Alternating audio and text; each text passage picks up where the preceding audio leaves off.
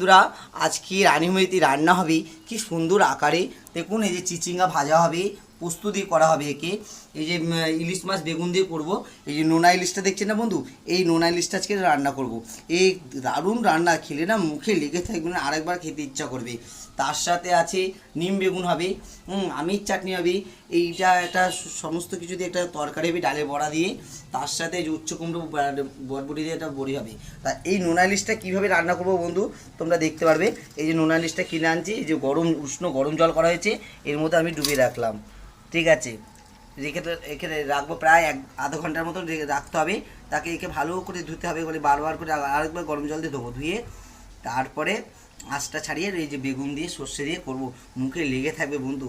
এই হচ্ছে বাঙালদের খাবার, খেলে না বন্ধু মুখে লেগে থাকবে। আর রান্না হয়ে যাক, সবাইকে দেখাবো। Tata, bye bye, good morning, শুভ সকাল, সবাই ভালো থাকো।